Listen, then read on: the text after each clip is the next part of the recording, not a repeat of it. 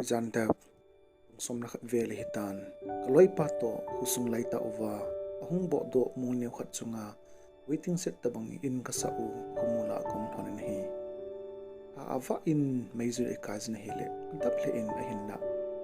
sunga in sun chia in pama lai ki wa hi ji chun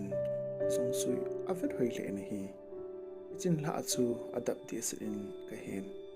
oima apot jangum lovin sung chu athip chat ta na hi loipa adong manu to phona keule no pasa dan phat chi lam he pun kela khusi ta in khumula song chunga chun ka tovin boring ta kom laizin ka phone ka ve na hille network anup ji chun Facebook kaungin mi pu so abanin ka hin be su ta na hi itia mi holim ka hin tol so ka hin ve su su le nunga me loi ta khat kamun amin chu ka valle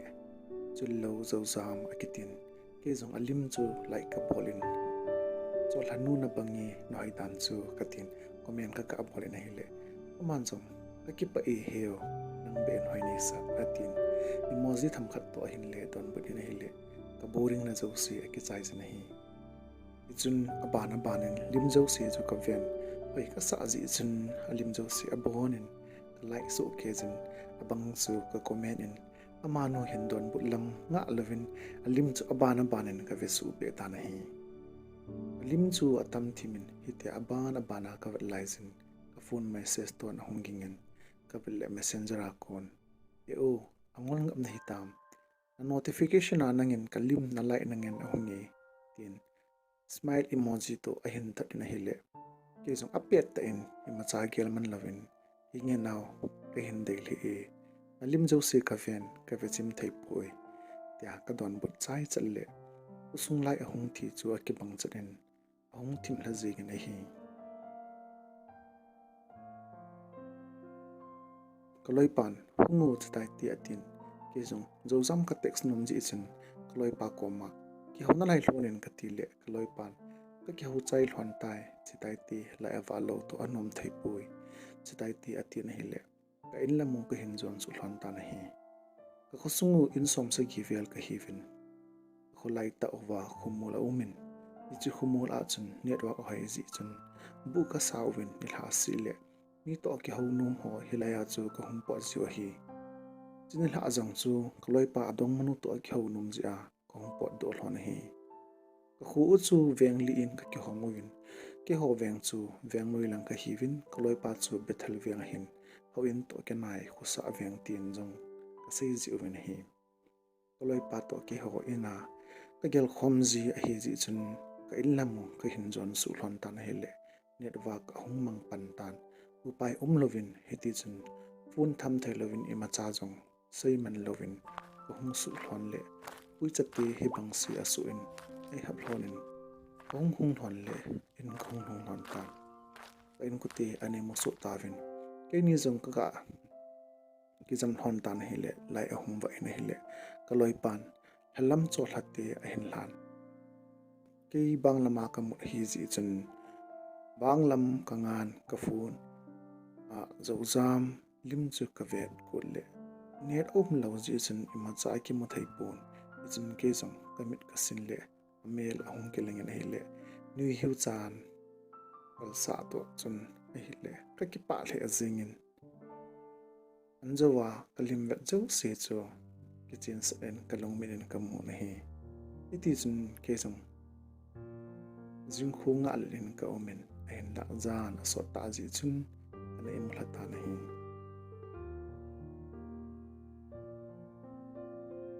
ei ki kogin ka san kamang ka hi sa na hi le a hangin che chen chun ko rahung ki su in ke jong kaloi pa ka vel le khu helovin nup te nei muin kogin ko ka hon le mai ning ana hin akin mang de na hi to nawana akivanin ke e mo chun ka beng hin thamin hi le khut avat chenin ka akin le itia hiti chan nei mu hlon ham so na pa na ka nga hlon na hitai jut club ke khusung su thing ding kitia lo ham atin ai no za ta nahi izum ka hei mang del hi ungi gong thoning nge ana sim ka tina hi le ngai pui kiran dio hi nang ni bo na kang alhona hi tai atin ading dan ta na hi le ke jong achu ti le katin kaloi pa ada da in katang do na hi le lung hang do di in kain thau do in khumul lam ka hin zon ta ve na hi le kumul kom ka hin pha kunun phone notification ton hung king za za zin ai le ke jong kalung amo danin ai ningin oi chi ip message sam atin ka phone a pocket akun alan a hi le ke jong ko sa lawa ka omle message a hi chullo zozam nei mutta nei mu hita mu hencha akiti phone lo hong pe hen sim de atin hi le pe hen hedo in angai poi ka phone na hin pen tin phone ka chule a le le in iti chun ka ki dal le le thon ta na hi iti chun azamin ka dal le khumul lama thonin konin aman khan akhun ka tu le ki tom le le iti a ka ki dai thon chu ka khununga golang hon ke ni chu a ki dei danin ai hin dai un ai lo lovin ma ki lom hon ni ti povin ai hin hawon hi le aman mu aza sa ke jin aza cha to in hi hin ai ning ke dia kanau te te banga ka gel ununga atil be a hi ji chun ama ding golang ne ho chun ai thang sit dai hon le adang ho in jong hin ju ti dai kha da no a hi to ko hung ki vai hop ta ven hi le ke le ngai ning le aloi nu chu veng lai pat veng na lang chan lampi pa ma plastic le kha thang ho achom ding en engan si oven dustbin khat ai hin pi ven hi le ke ho jang ko hung phei ta ven hi chun ngai ning in ka ko ma hi poi u hen cha dong bana nei ham na message su ni sim sa in ngin dong bana nei ding chu ka ta san lo hi atin phone chu athum tan hi le ke jang ting ka sei dong ma ka nei hi pui jan la fba nunga khat ai ka sa ze ha comment ka bola ka architects lon hi ka tile ai ho lonen lang sunga golang phapi na ni ko ya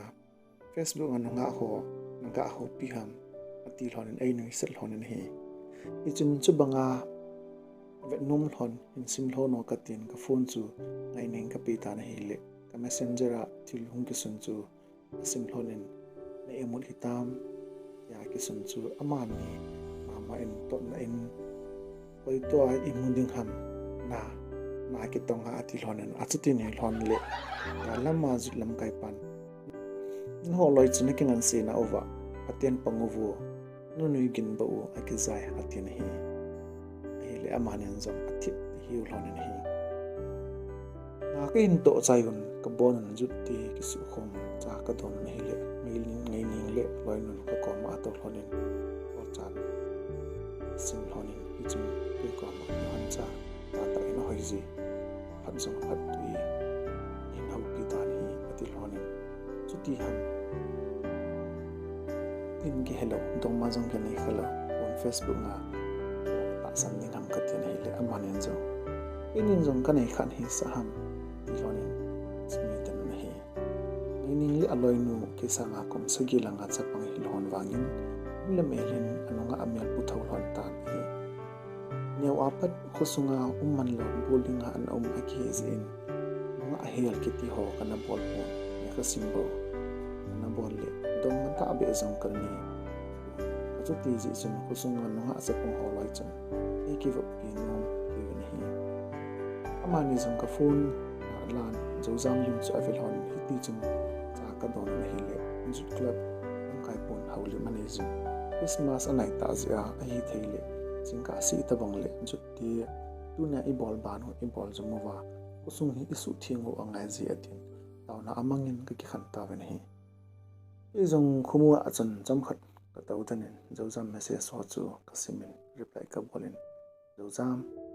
dan ha chu ne rom lo ji a ka reply man lo na hi tai tin bol tam athoi tam tin message ka than hi ZOUZAM online lo ji chun ke jang kaina ka chin an kane ta wen hi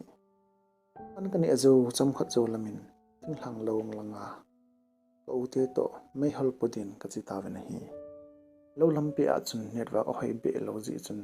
phuna Christmas la ka lain ka ute ni to ka chi wen hi le ka ute ni ama sa hiwin ke jong amani nung ka zuile message ahung lu ji chun kala tha chu a hin su poison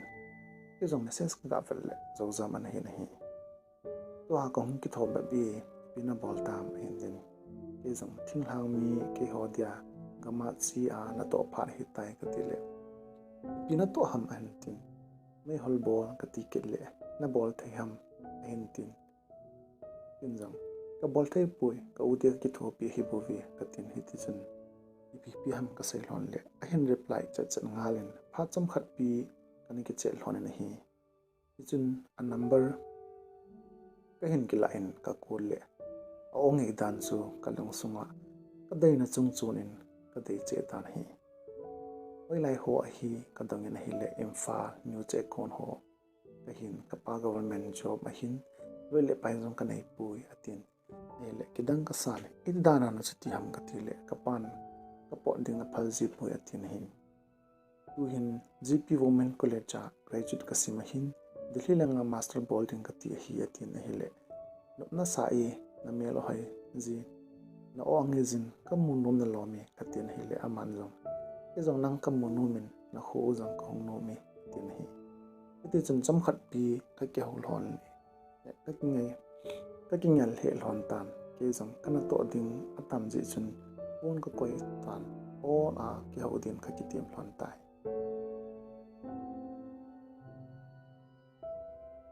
ti chun he chin ha jong chun ka ke hol honin ni si tabang ka hung ke hol hon tan hi le mun nom na nong tim ka hin nei tan ama jang khat ve be ki mu hi ti atin ke jong ki ngi ki mu hi ti ka ti ki mu to din ka ki nop to lon tan hi Christmas a hi ni ding ni som bo awa tan ke jong tui bo nga ka ute ko ma chi din ka chi naw ka chen naw cheli wang khu apat ka ngin hi le ai sung ka hin pha en ki mu pi nu min ka kul tan hi acham khat pi ka kul ala pon ke jong abu hin ti o le ki mu pi tan ti ta achi ding ju chanpur parking lam ka hin pha le kul hongin na kul ka mu lo hi o hen sa hin tin ke jong nei ki mu pi nu ma kin nang ka mu nong le ki mu to thai ding ham ka ti le aman jong ai la ya no ham atin sipur parking langa ko chu ka sei pi na hi le ma jong ti a phai langa na hung ham atin jing lawa tui bonga to te ko ma ko na si ka sei pi hi ti chun chom khat be ki mo tu din ka ki tim hlan tan ki jong ka bai amai ka hin hai jin che kon lam ka hin jon tan hi new che kon bazar ka hung hlun bai ani langa ka khamin ki jong kanal vas le in khoa nga to ki mo ma sa pending ka he ji chun adang ago jingin ki chat tabangin ka thim thei pon hi chun ke jong ka chi phejin akoma lekha ki zu na a chun kalutin diary khat le pen khat ka chon ka gift packing ka balls and ka bag pe a chun ka heng lu na hi hi chun ka chin emi cha hotel bol nu koma henu cha nei pi o ka tin ama nga to gomen cha ka don na hi le hotel bol nun boy hoya chi ding na hya na ki van na chu na smart le jingi na ledel keng ko na jin taka vam le na ledel jacket vam to kit na lai na helmet jong su aman tam to o hom na kilom le in no hoi ji atin hi ite tu su do ho ka don bun ma singin ako man do kan to ei mi nu pi khat nu in ma inge ba boy nang ho nang hi kam mu kha hi e hoi lai ho na hiam tin hin dangin ke jong enu ke hi chili pho ka hia tinopal na za kha diam tinopal to ke nai cha ka hi ka tin hi le o tinopal ka za kha da ding ham more an thil la ka chi jing a hi atin hi aloi te khat ki mo pi a ka hung a hin ka tin hi le a phai atil honin ke jang ka dong pe ngalin henu makha ka do nom chu nang ni hijla ja hi ni si ta panga na to hlon hi lo ham na ka ti le kumnga wal ka to hlona hi tai atin hi chun ke jang ei le henu ei mi officer income tax ana tong na het hlonem ka ti le igel pu min income tax official hi pa gunlin tailo adang om ka hepu atin ko manu ko ma loinu income tax officer ei mi umem atil amanjang income tax officer hi zozam pa gunlin bo hu a hi tin hi ichun ka het nom chu adi tan zozamin ta sai ka he chin ta na hi le official cha khat to ki muting chu ke mi gan thei in sung na to nei lo te di chun ka ki van na le ka hi na ka gele ka za a cha na hi tia ka ki holim le ka ovin all in hotel a cha don ding mi ahung tam che che ta na hi le nu te ni zum sum kol ve na hlona a boi hlon tan hi ke zong ka phone ka ga vel le ko la hung chanin ka ga vel le ka ngai zo sam ana hi ni hi ichun hoila jan om ham Hencha hintin ke zong che kon bazala ka ngai nang la ka ti le ke zong bazala ka ngai tin ka ke le nunga phone choya mi to ke ho cho tam le in chu in chu chan pul lang zon ting vingal ko ma nunga mi hoi ta khat kamun manu chu t-shirt marun color kya in paka black mai hon plazo ati ho akichenin sleeper puma akang khana kibuin achang kang le na hi ichun ka ke le in ding do lawa ka to na apan ka vele len ai le aman jong na khut hin za mo atin ke jong nangin hin za mo ka za achai ka ti le amo onai jin hi ti jin aman jong hi le na hin ge su hin tin ke jong mi tam ta wang chun hoi dan chu an zawa ka mu nu chu a hi ding ka ta san jin songkol t-shirt na kya ai tila ipikal hamatin ke jong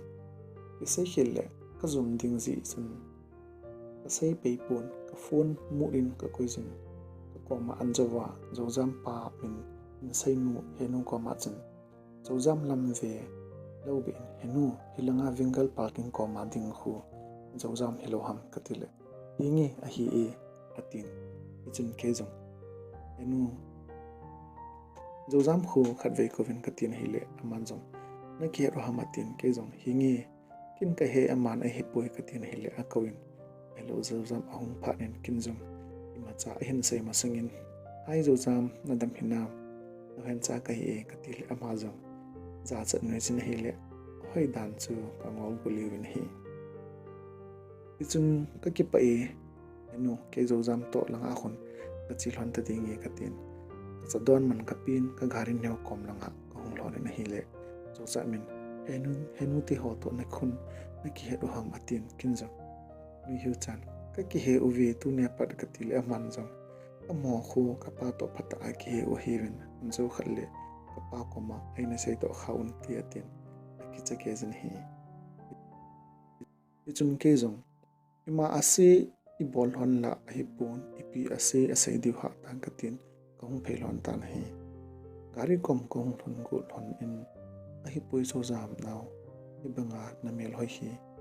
lima ka mo sangin no hai zo e tile zo se hi na tin gari kom kolon thonin a hi le mun khat be a chom khat be ichi thai hi lo ham le phan ne lo ham katin a hi le chom khat phat ka nei nai a hin namel mu nom si a ko hung mo pot mai a hin ai ma chi tin ko hung ki gong pui atin hi te jong phat ka tam nei pui hi jong le chom khat ilai a hitin wa hiti ti le chu sangin wall symmetry a chi hiti a hin tin auto a ko ven hi le ke jong gari neo a chi hiti ka ti le helmet ka nei pui atin chun gari neo chu nga na ko ma dukan nei pa ko ma ni na vet pi in katin khong hlon tan hi le phat dan le a oniam dan chu ka dei khe jingin seiding 11 mo nervous tan hi